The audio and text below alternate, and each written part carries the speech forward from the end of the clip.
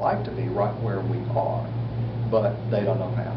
And I'm trying to come up with strategies that are going to help those people.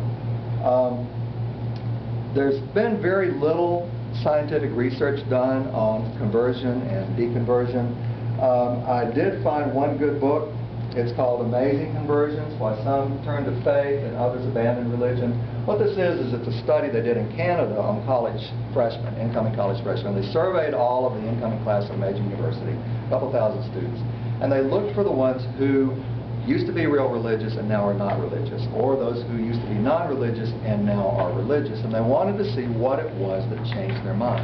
What they found out was that conversion and deconversion were very different processes. Conversion typically happened in a leap of faith. They would go to a revival, or somebody would be sick and they would pray for them, and boom, they would be converted, often in minutes. Deconversion, on the other hand, even in college freshmen, a relatively young population, took an average of 1.5 years for each person. They'd start thinking about it, they start having doubts, they start talking to people, they start reading, and it was 1.5 years into that process where they finally got to the point where they said, I am no longer a believer in my religious beliefs, I now am a skeptic or agnostic or atheist or whatever kind of unbeliever. So if we're going to help somebody along, we've got to be prepared to plant a lot of seeds and to just let the process grow, because it's going to take time. I've had friends that it's taken decades for them to finally kind of wake up and say, you know, I really need to start thinking about this. And once they do, then the process proceeds.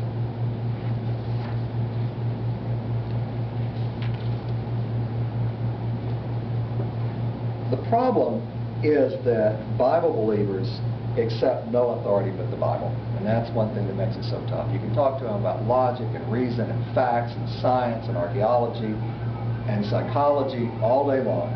But if anything contradicts the Bible, they go back to the Bible. You know, rule number 1, the Bible is true. Rule number 2, if anything contradicts the Bible, you see rule number 1. And that's one thing that makes it so difficult. And a lot of websites will just flat out say that. If you log onto the website of the Institute for Creation Research, which is supposedly a scientific organization, they'll flat out tell you on the statement of principles, we believe in science, but if science contradicts the Bible, we believe the Bible.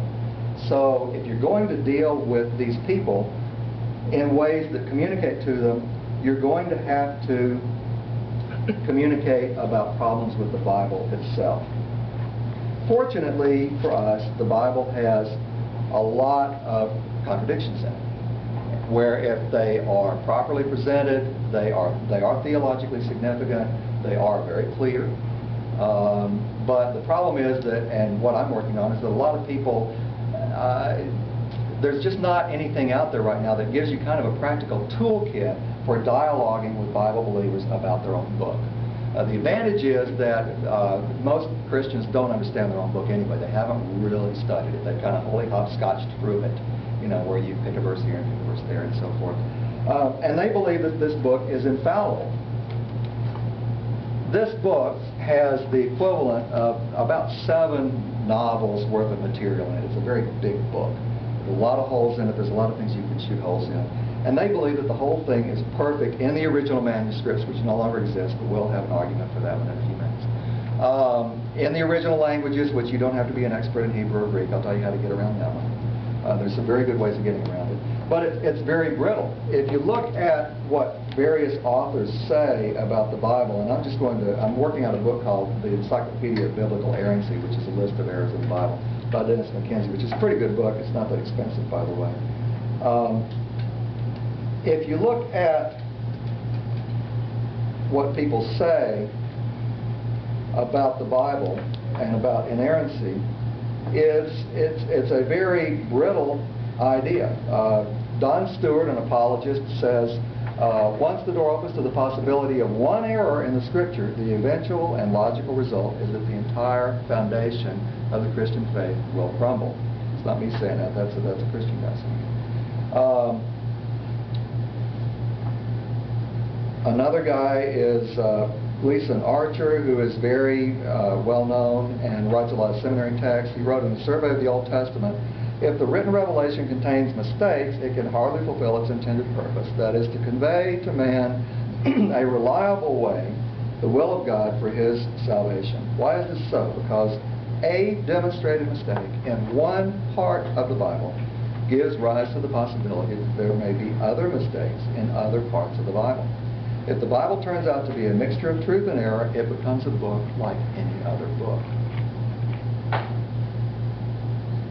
I contend, and a guy named Harold Lindsell, who's very famous, he wrote a book called Battle for the Bible that was real big. It's published by Zondervan, which is the official publishing house, the Southern Baptist. This was like a million seller. It was real huge when I was a Christian fundamentalist. I contend that embracing a doctrine of errant Scripture, that is, the Bible can have mistakes in it, will lead to disaster down the road. It will result in a loss of missionary outreach. It will quench missionary passion. It will lull congregations to sleep and undermine their belief in the full-orbed truth of the Bible. So, if you want to discredit some belief, you have to meet the person where they're at. You have to look at their beliefs and speak in terms that they understand.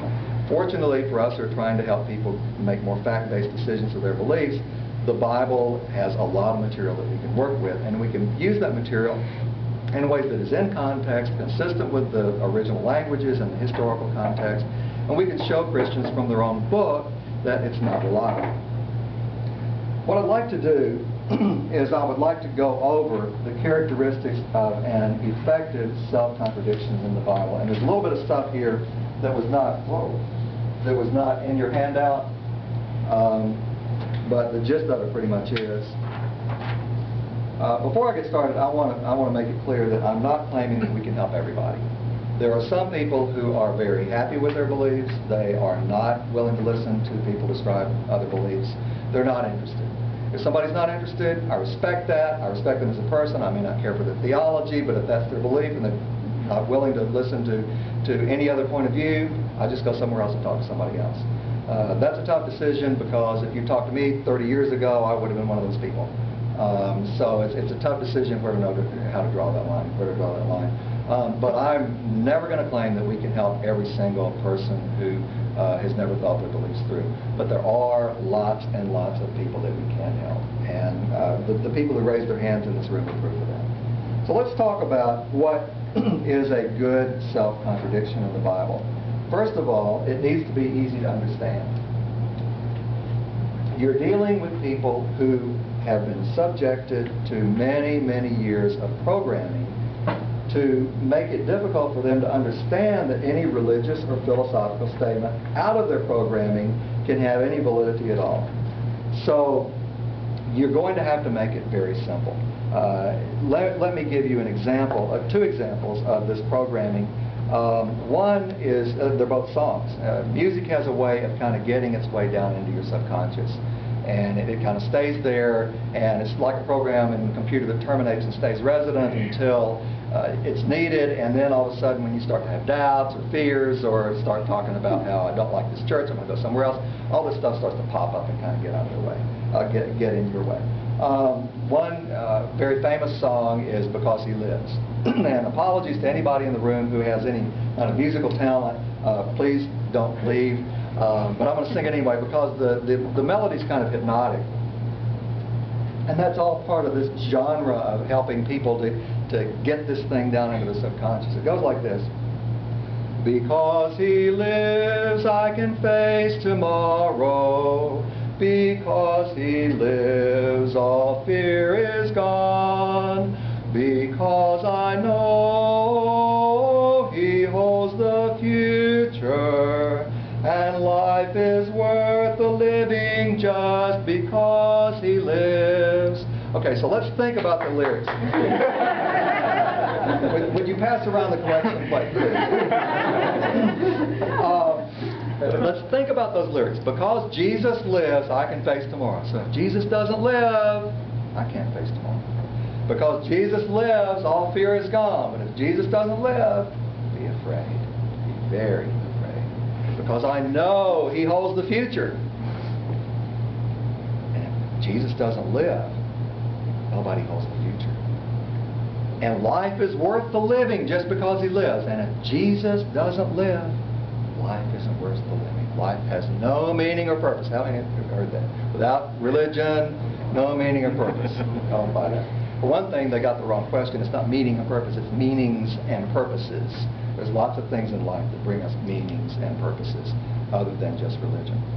But it gets worse. Let me